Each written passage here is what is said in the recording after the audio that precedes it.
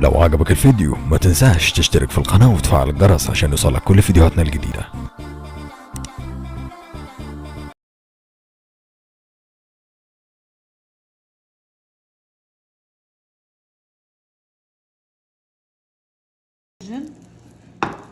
هنحطهم يتقلبوا وياخدوا لون ويستووا بالقلاية.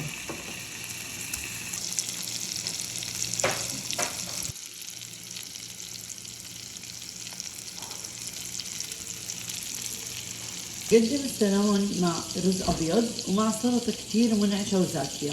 مكوناتها شبت مفروم، كزبرة مفرومة، شيري توماتو مفرومة، وأفوكادو وبصل، ممكن بصل أبيض أو بصل أخضر، بحس البصل الأخضر زاكي.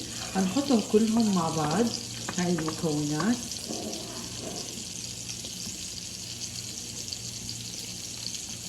طيب وبعدين نضيف عليهم رشة من الملح، رشة من الفلفل الأسود، وعصير ليمون، وشوية من زيت الزيتون، وهيك بتصير جاهزة معانا. طيب هنا عندي رز أبيض، استخدمت رز سان وايت المصري، سلقته سلق عادي مع شوية ملح، فلفل أسود، شوية زيت. حضيف عليه السلمون اللي شوحناه بزيت السمسم، وحضيف عليه كمان السلطة المنعشة.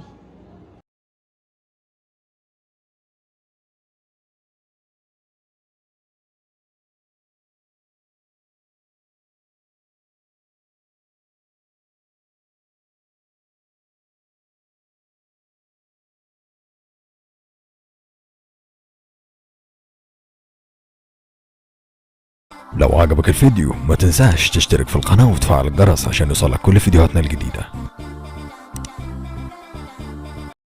صلي على الرسول. اللهم صل على سيدنا محمد.